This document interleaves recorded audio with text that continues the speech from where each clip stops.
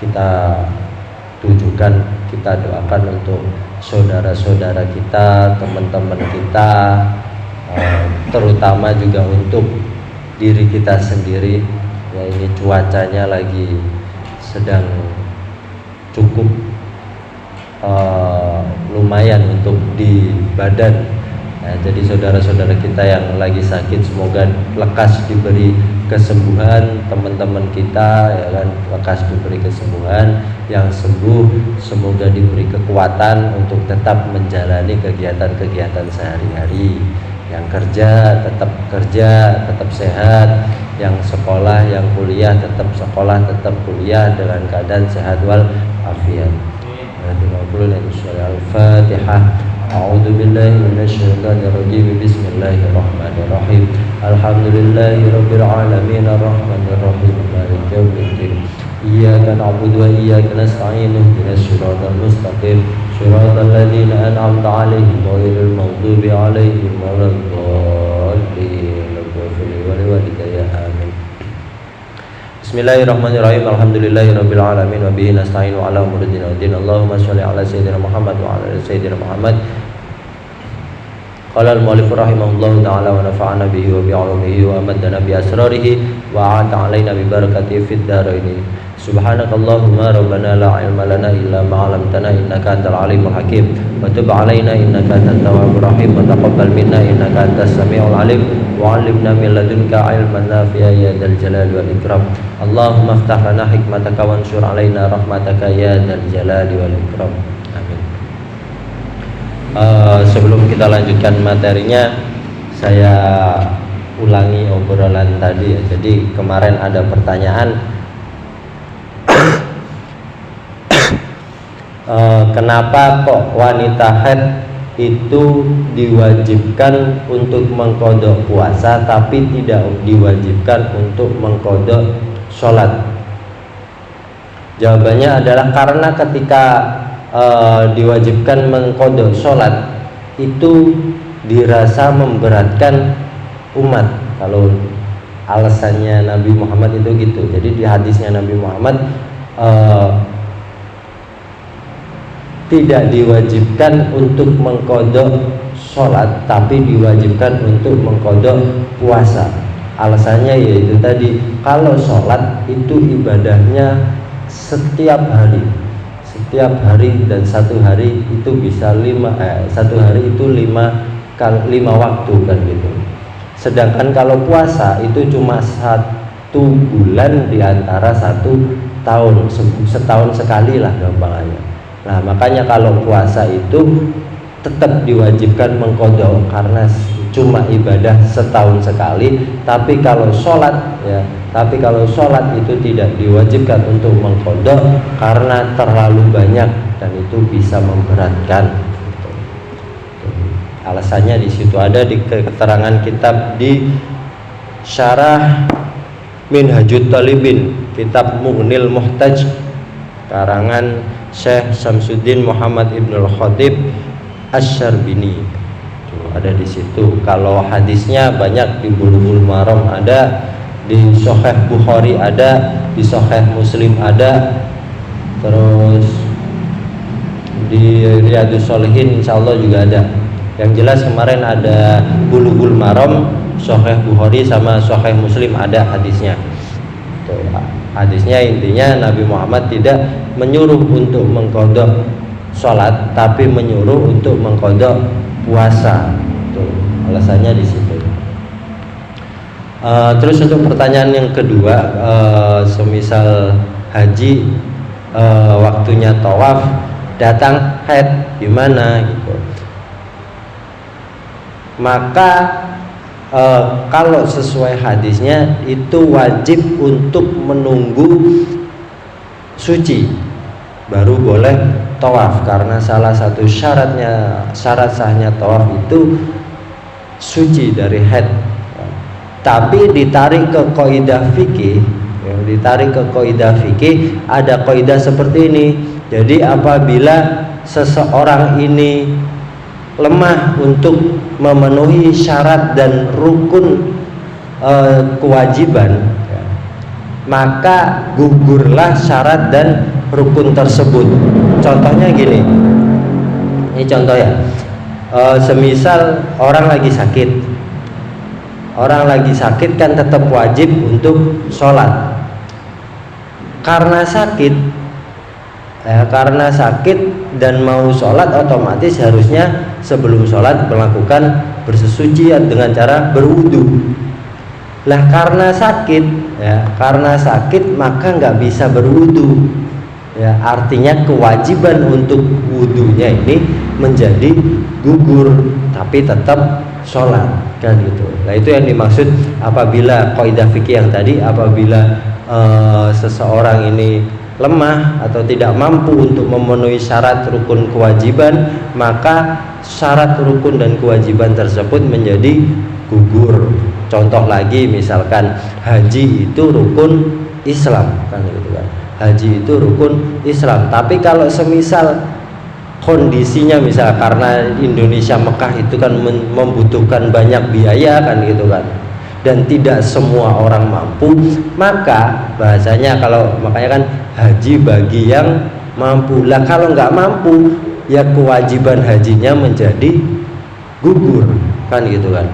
Kewajiban hajinya menjadi gugur. Nah, seperti itu. Jadi kaidah fikihnya seperti itu. Jadi kalau semisal seseorang ini lemah, tidak mampu untuk memenuhi syarat dan rukun, maka syarat dan rukun tersebut menjadi gugur.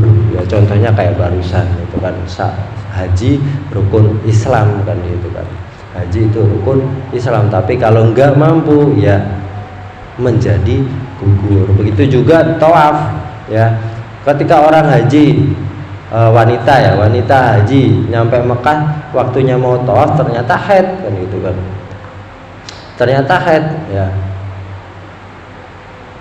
Jawaban terkuatnya adalah yang nggak wajib dia tawaf, bahkan harus menunggu suci kalau mau tawaf. Tapi ditarik ke kaidah fikih, pertama daruratnya gini, Indonesia Mekah itu jauh. Semisal kita udah terlanjur berangkat ke sana, terus disuruh pulang, ntar disuruh balik lagi ke sana, itu berat. Ya kan, butuh biaya lagi dan lain-lain, itu berat. Maka mumpung lagi di sana, pakai kaidah fikih yang tadi, syaratnya gugur, maka tetap boleh tawaf meskipun meninggalkan itu tadi. Ya pokoknya darahnya tidak menetes, insya Allah aman, jadi tetap tawaf kan gitu kan. Tetap tawaf. Ya alasannya karena jauh, tidak memungkinkan untuk kembali lagi, kecuali kalau rumahnya dekat-dekat Mekah ya, misalkan untuk tawaf bisa sewaktu-waktu ya, maka dia wajib pulang dulu, nunggu masa haidnya selesai, baru ntar dia boleh kembali untuk melakukan tawaf ya. Tapi kan rumah kita jauh, untuk sekali berangkat aja minimal berapa juta kan gitu kan, tiket pesawatnya apa, terus visanya apa dan lain-lain kan itu. Maka ada kaidah fikih yang menerangkan seperti itu tadi. Ya kalau pakem utamanya ya tetap harus menunggu suci, maka boleh untuk melakukan tawaf. Bisa dipahami? Ntar kalau masih bingung, ntar kita ngobrol lagi di belakang. Kita lanjutkan ke Safinatun Najah. Sekarang kita sampai di pasal menerangkan tentang udurnya sholat. Di kitab halaman berapa saudara? Halaman 10 baris ke pertama. Halaman 10 baris pertama. Lafadznya udurus sholati isnani. Udurus sholati isnani. Udah ketemu? Yang itu 9 paling bawah. Oh 9 paling bawah. Udurus sholati isnani. Ya.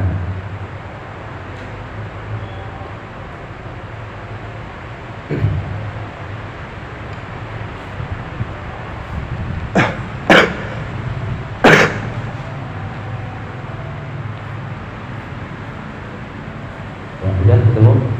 Bismillahirrahmanirrahim. Faslun udur sholati, udur-udurnya sholat isnani ada 2.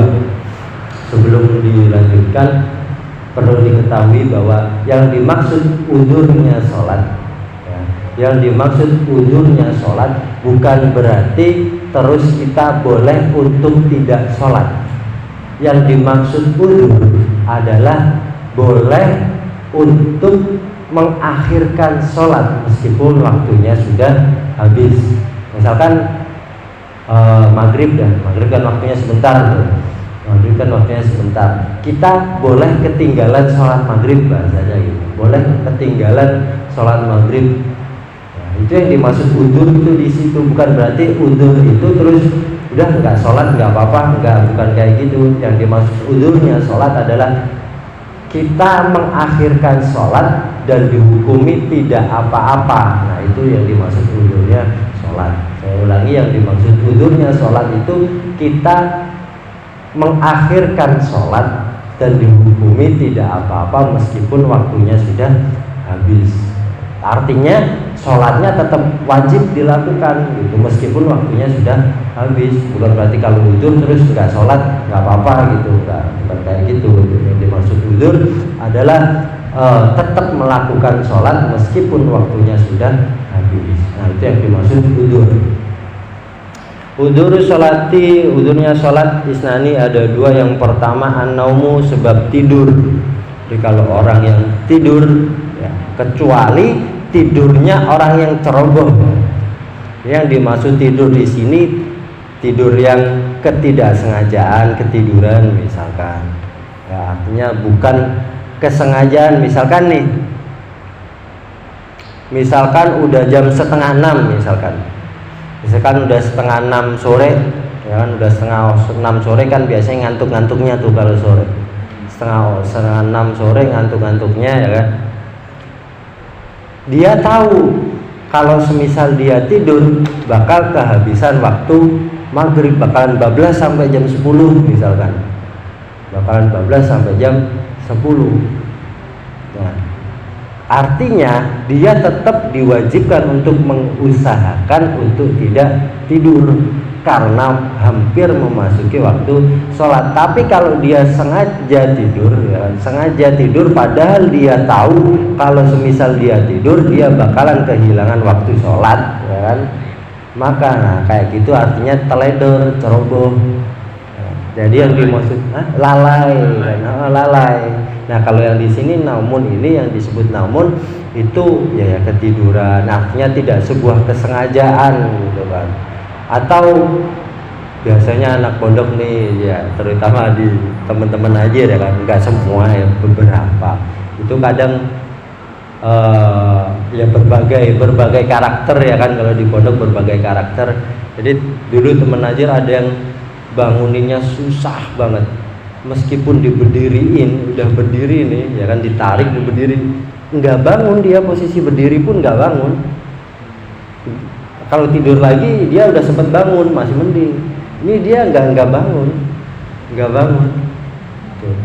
Seemang banguninnya susah, kecuali kalau kayak gitu. Jadi dia tidurnya nggak sengaja, emang dianya susah dibangunin. Ya ini baru mampu, nggak masalah ya kan. Jadi misalkan 5:30 nggak sengaja si fulan ketiduran ya kan, ya si fulan ini banguninnya susah ya kan, waktunya maghrib dibangunin pakai alarm 10 tetap nggak bangun misalkan.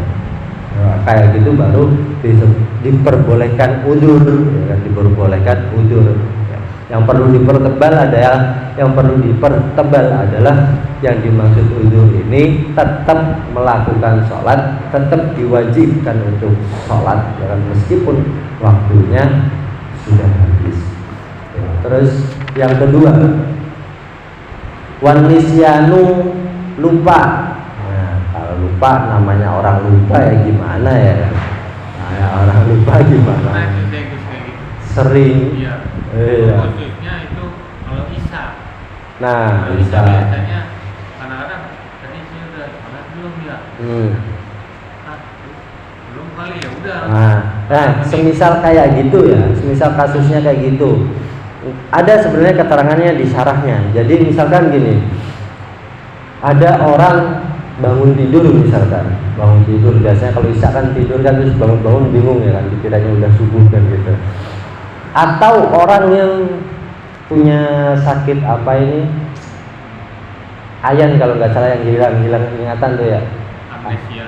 Bukan, ayan itu hilang ingatan juga. Atau orang jadi lupa, kalau kayak Bang Oli kan kasusnya lupa nih tadi udah sholat apa belum ya kan gitu. Iya. Atau orang yang sakit, punya sakit kayak ayan misalkan. Setelah ayannya sembuh ya kan, dia inget-inget ini tadi saya mulai kambuhnya jam berapa ya, udah sholat apa belum ya gitu kan. Misalkan ada orang dari jam 5 sore mulai kambuh ayannya ya kan, terus tiba-tiba sembuh jam 9 malam kan gitu kan.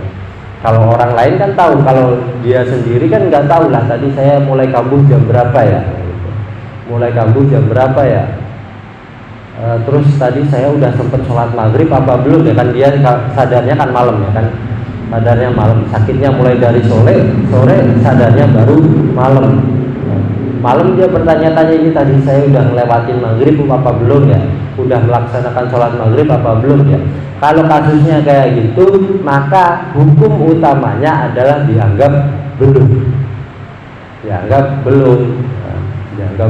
Jadi tetap wajib untuk melakukan sholat ya, meskipun misalkan ternyata udah ya nggak masalah kan gitu, jadi amal ibadat tambahan sendiri ya gitu. Itu begitu pernah saya sholat maghrib di masjid ya kan, yang lagi di Hongkong itu. Terus begitu saya tuh merasa oh tadi nggak aja ya begitu, tapi saya nggak di musola itu sholatnya Bu. Saya itu rumah teman, di rumah teman itu biasa kan saya sholat isya di situ sambil main lah atau terus gitu. Kata saya pulang ke rumah, perasaan udah sholat belum ya? Nah kayak gitu hukum yang dipakai itu hukum yang belum sholat, maka wajib untuk melaksanakan sholat. Insya Allah hal-hal kayak gitu hampir banyak orang yang pernah ngalamin, entah itu di subuh, zuhur, asar, maghrib, isya dan lain-lain. Insya Allah banyak lah ya. Jadi hukum yang dipakai kalau misalkan kayak gitu adalah belum. Andaikan waktunya sudah habis gimana, ya kan, terlewat gitu ya, dipakai kodok gitu. Ya dipakai kodok. Kayak tadi misalkan orang ayan ya kan udah melewati waktu maghrib ya, waktu maghrib sudah habis, tapi dia ragu ini udah melakukan sholat maghrib apa belum ya tadi gitu. Maka dia menggunakan hukum belum sholat, dan yang dipakai adalah ntar lafadznya qada'an lillahi ta'ala, bukan lagi adaan. Itu dua hal yang diperbolehkan udzur sholat, cuma dua hal. Kalau yang lain-lain gimana? Misalkan kayak sakit ya kan, ya tetap diusahakan sholat ya kan. Caranya gimana? Kan udah ada keterangannya, insya Allah teman-teman sudah pada dengar semua ya kan. Kalau bisa berdiri ya berdiri, kalau nggak bisa berdiri ya sambil duduk, kalau nggak bisa sambil duduk ya sambil tidur miring ya kan. Kalau nggak bisa semuanya ya udah isyarat pakai mulut apa mata ketip-ketip gitu ya kan. Artinya tetap diwajibkan sholat sebisanya semampunya kan gitu kan. Lagi-lagi ya kaidah fikih yang tadi, yang soal haji tadi. Jadi misal ada orang lemah atau tidak mampu untuk melaksanakan sebuah syarat ya, sebuah syarat atau rukun, maka syarat dan rukun tersebut hukumnya gugur. Tapi kalau sholat ya ini tadi udzurnya sholat cuma ada dua. Begitu juga misalkan gini,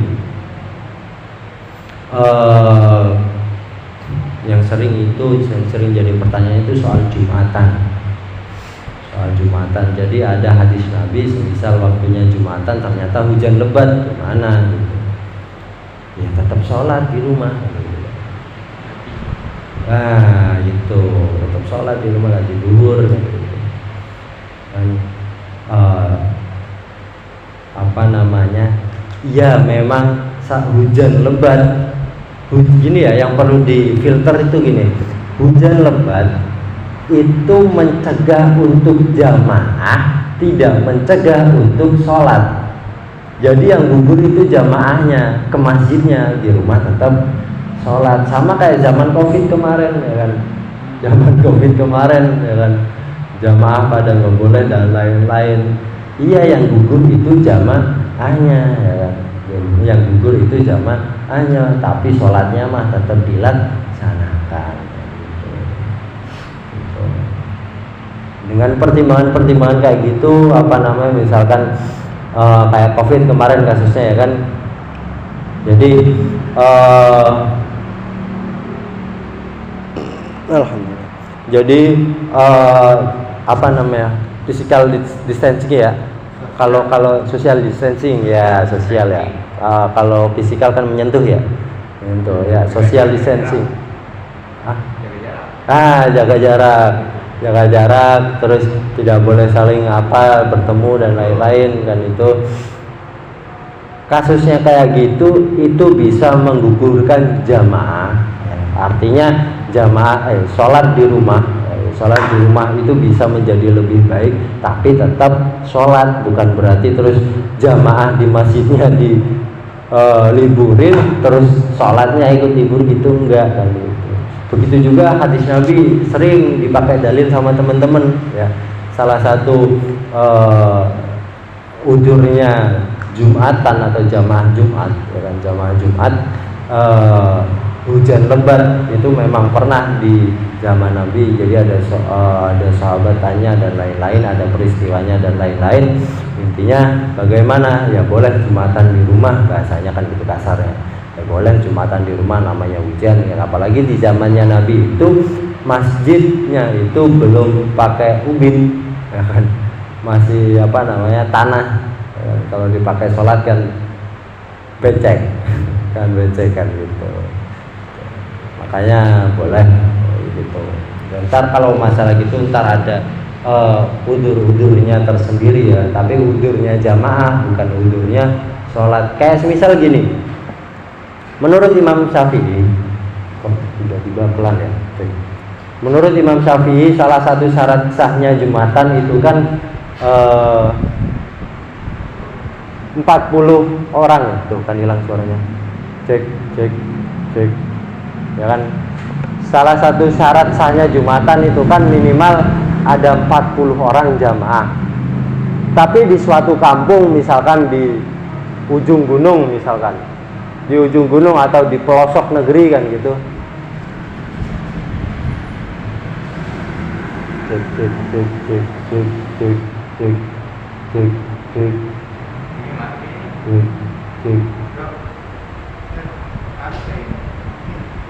enggak, ini keluar, ini keluar ini. Cek ya udah nggak apa-apa.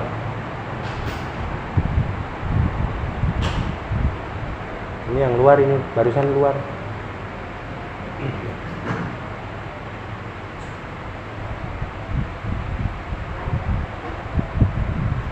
Cek. Ya tadi aman-aman aja, lama-lamanya kok tambah kayaknya tambah berat gitu. Iya. Cek. Kurang mancep kali Bang Olik. Biasanya gitu biasanya. Cek. Iya kali. Cek.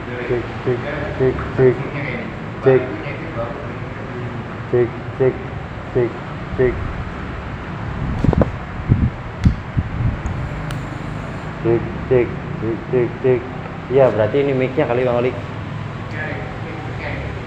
Ini ada lagi.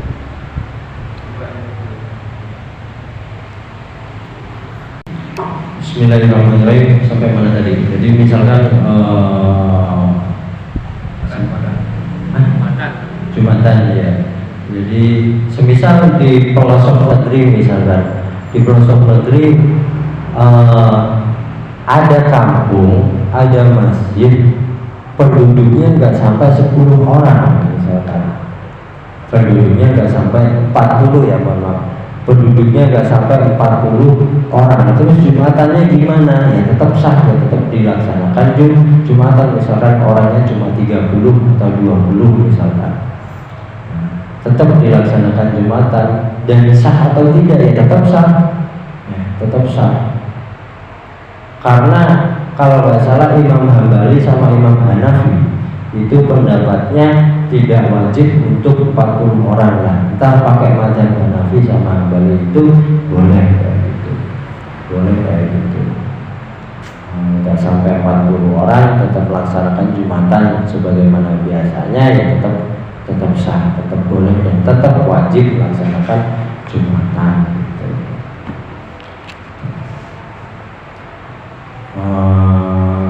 Terus ini cukup panjang pasal syurutus sholat sama nih ya,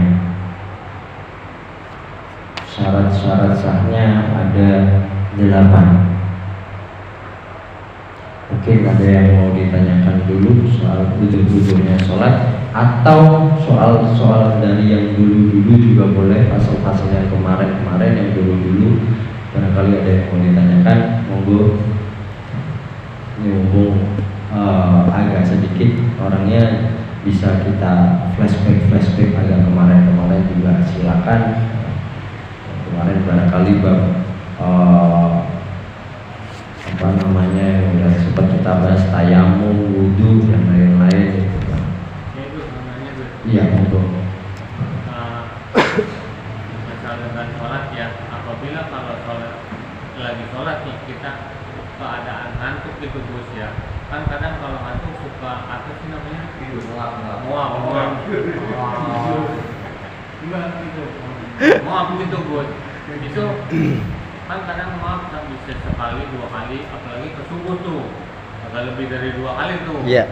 Itu gimana Gus? Atau kita tutup atau kita aja gitu, atau gimana Gus? Dibiarin mangap aja gitu ya. Kan kalau malam Setan masuk. setan masuk gitu. Apa kita tutup atau kita Tahan enggak? atau gimana ya? Justru malah pendapatnya Gus Najir ya gimana gitu, biar kita enak sharing-sharing, dan juga yang ada di sini apabila menemui hal seperti itu harusnya seperti apa gitu.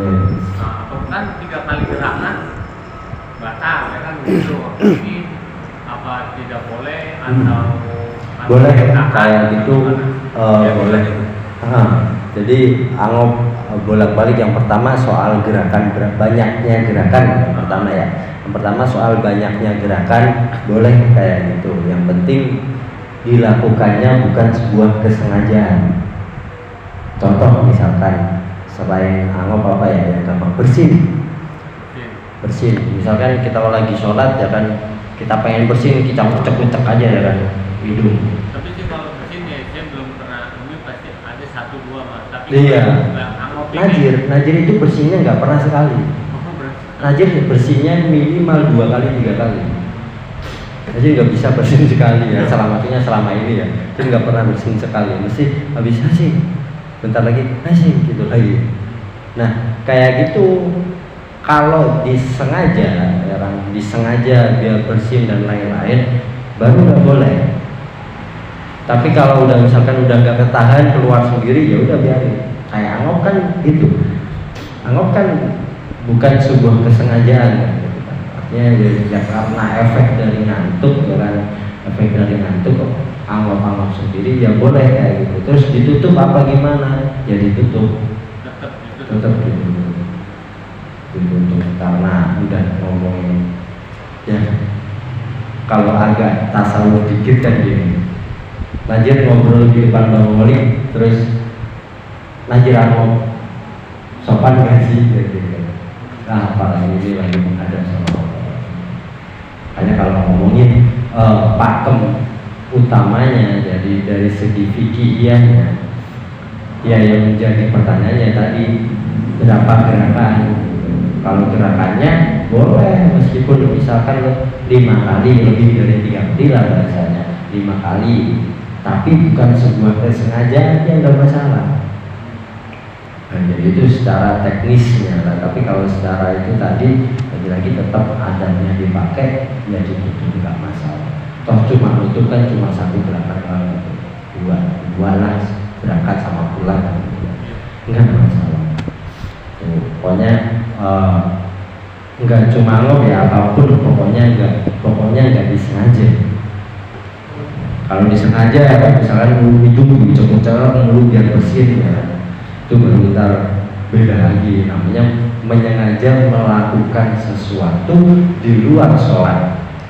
Yang ngecek itu tadi, ngecek hidung apa ya kan, orang-orang kuping misalkan, orang-orang kuping sholat, orang-orang kuping mulu itu juga lah.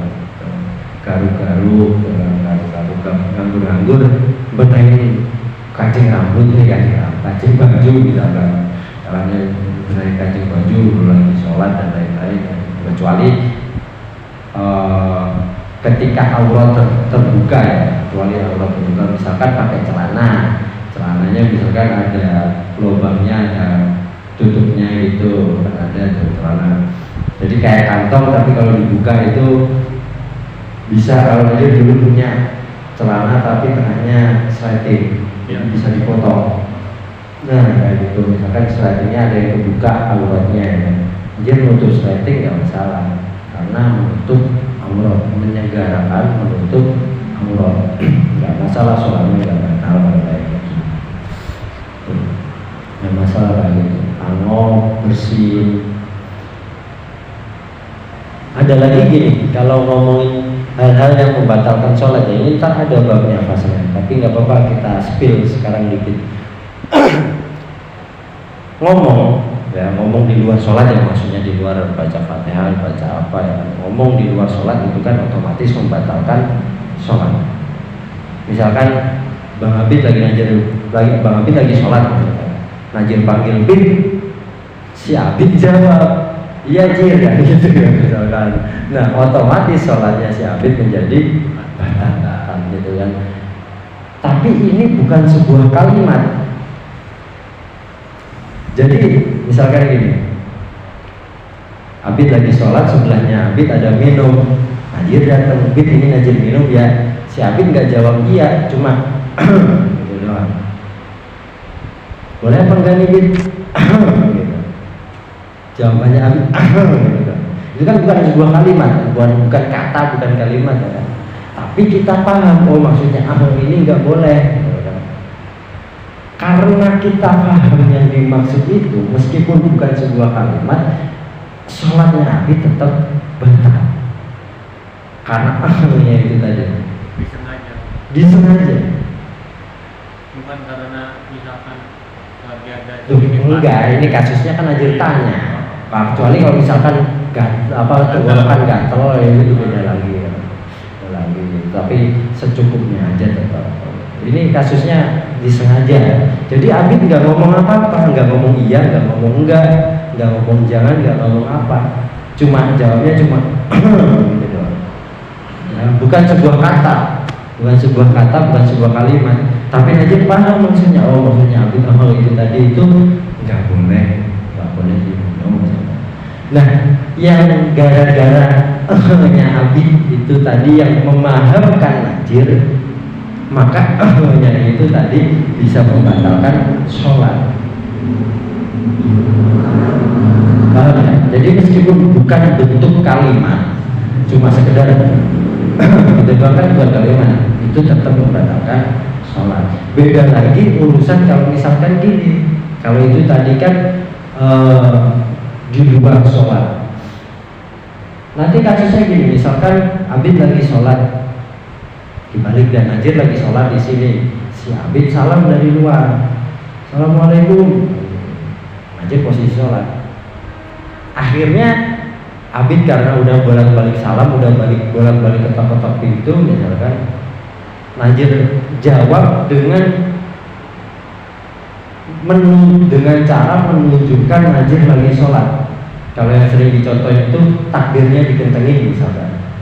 Allahu Akbar, si Abi dengar oh lagi sholat, itu nggak apa-apa, menunjukkan dia lagi sholat, belum bisa untuk menjawab salam dan lain-lain.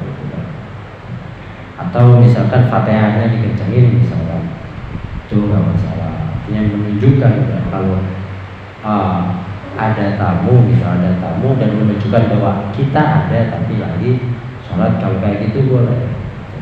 Tapi kalau dijawab pakai lagi, ya, lagi tetap batal lagi ya, gitu. Nah, misalkan Najir lagi sholat, habis ketok-ketok gitu, Najir gitu doang, ya kan? Sholatnya Najir tetap batal. Jadi sesuatu yang membatalkan sholat itu yang dimaksud ngomong, ya, ngomong itu membatalkan sholat. Yang dimaksud ngomong itu bukan cuma berbentuk kalimat, bukan cuma berbentuk kata. Meskipun nggak berbentuk kata kayak barusan kan, ditulisnya gimana coba? Kan nggak bisa ditulis kan?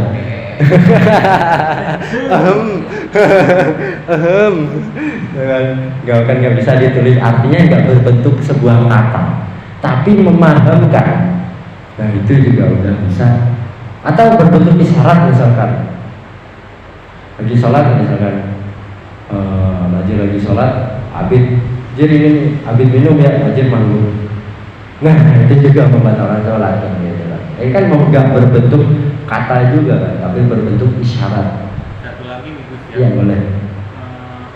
Apabila kita sholat, terus kan misalkan isya gitu, rakaat, itu kalau kasusnya lupa rakaat gimana? Misalkan gitu. Oh lupa ada beberapa rakaat. Misalkan kan kita kalau khusyuk ya kita namanya mau gitu khusyuk ya, tapi pengennya sih khusyuk ya, tapi namanya. Tapi kan karena kita misalkan ke sono lah ke sini kan, iya. kita kan udah rakaat kedua nih. Jangankan sekelas kita yang sekelas, mohon maaf yang biasanya yang udah sekelas ustadz gede, ya, itu aja masih. Iya. Lagi sholat gitu ikut ya. Itu nanti hukumnya ngambil yang paling sedikit.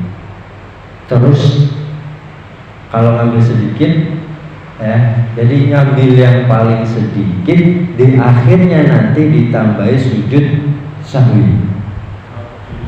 Nah, jadi misalkan sholat isya 4 rakaat, dapat rakaat ketiga lupa, ini tadi rakaat keberapa ya? Nah, kayak gitu. Rakaat kedua apa ketiga? Yang kedua apa ketiga? Ngambilnya yang paling sedikit, ngambil berarti dapat 2 rakaat. Berarti nambah rakaat lagi. Oh, Ya iya dong. Oh nambah ya. Jadi ya kan ambil 2, berarti otomatis kan 3, 4. Ya. Nah nanti setelah rakaat keempat habis tahiyat ditambahin sujud sahwi, karena tadi di tengah-tengah sholat kita sempat lupa. Itu apa dulu lagi ngaji sama Abi pagi, memang betul kayak gitu. Tapi misalnya rakaat tadi itu udah 3, tadi udah 3 tuh. Misalkan Pak, saya berarti tambah 1 rakaat lagi. Tapi dulu gitu. Nah, berarti yang tadi lupa itu anggap saja rusak. Gitu. Nah, iya. Jadi melengkapi. Bahasanya gini Bang Ali. Yang rusak itu nambah 1. Gitu. Nah itu sebenarnya bahasanya ya bener nambah, tapi seakan-akan nggak nambah karena kan ambil yang paling dikit. Iya betul. Ya kan, ambil yang paling sedikit, jadi kayak seakan-akan itu kayak nambah 1. Ya intinya adalah kalau bahasanya Abi kan nambah 1. Kalau bahasanya aja ya ngambil yang paling dikit. Intinya juga sama. Intinya ngambil yang paling sedikit, otomatis kan Bang Oli nambahin. Ya kan? Nah itu makanya kalau bahasanya Abi ditambahin, kalau bahasanya intinya sama, poin fikihnya juga gitu sama. Jadi ngambil yang paling sedikit, ngambil hitungan yang paling sedikit, di akhir ditambahi dengan sujud sahwi. Itu kasusnya kalau lupa, nggak cuma lupa rakaat, lupa misalkan sujud habis misalkan habis berdiri, jangan habis ruku berdiri terus sujud, baru sujud pertama langsung berdiri lagi, langsung baca Fatihah. Kadang-kadang kan kelupaan kan belum. Tadi kayaknya sujudnya cuma satu dah. Apa udah dua ya? Nah kayak gitu. Ntar kalau kayak gitu nanti hukumnya di akhirnya nanti nempel pakai sujud sahwi, nempel lupanya itu tadi.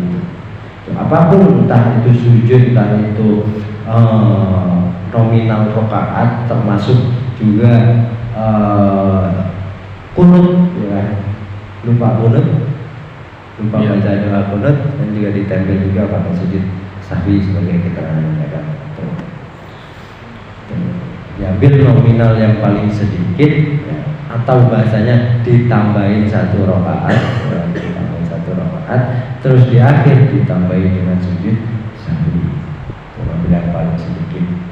Kalau dulu pernah aja singgung kan, kalau ngambil gorengan di warung jangan ngambil nominal yang paling sedikit. Misalnya lagi makan gorengan di warung misalkan, udah makan 7 lupa, ini tadi makan 7 apa makan 6 ya, jangan bilang 6. Kalau kayak gitu ya bilangnya 7. Kecuali kalau urusan sholat baru ngambil yang paling sedikit. Kalau urusan makan gorengan di warung ngambil nominal yang paling banyak. Udah makan 10 apa 12 ya, jangan bilang 10, enak dong. bilangnya 12 ya. Tuh ngambil nominal yang paling banyak, ya kan, bayarnya juga pakai nominal yang paling banyak tadi. Tapi kalau urusan sholat ngambil nominal yang paling sedikit. Kalau bahasanya ditambahin satu rakaat, sama aja intinya sama aja. Terus ada lagi? Udah, Bang Haji? Gak apa-apa? Iya. Belum. Kalau ada saya lagi nih tanya. Oh, udah malam. Oh ya udah, kita lagi. Iya, Bang Haji monggo. Belum. Najib senang nih kemarin Bang Haji sempat memberikan pertanyaan yang cukup membuat Najir belajar lagi, dan itu seneng banget Najir tunggu-tunggu pertanyaannya lagi dari Bang Haji. Tapi jelas ya tadi masalah haid. Jadi kenapa wanita haid itu wajib untuk mengqadha puasa tapi tidak wajib untuk mengqadha sholat? Ya keterangannya ada banyak, terutama di hadis banyak banget keterangannya. Terus kalau di fikih yang Najir udah temuin itu di Syarah Minhajut Thalibin. Di Syarah Minhajut Thalibin itu ada tuh di situ, kan bisa kalau lagi nganggur-nganggur dicari-cari referensi, nggak apa-apa. Sekarang nyari kitab gampang kok, cari kitab gampang, PDF juga banyak kan. Ini kemarin aja juga jujur PDF juga.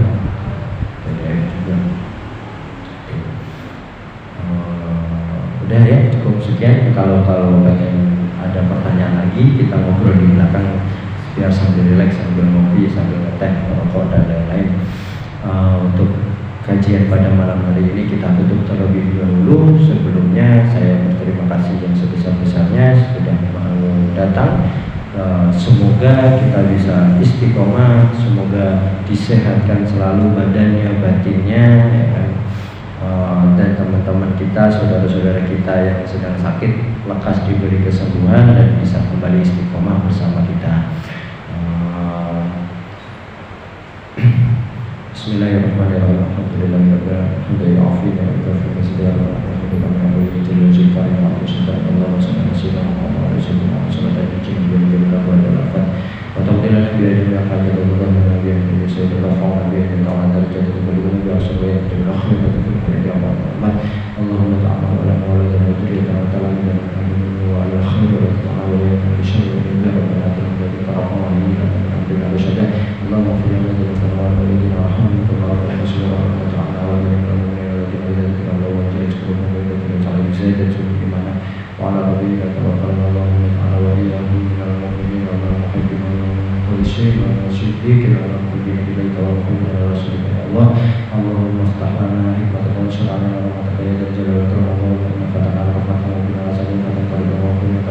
Ya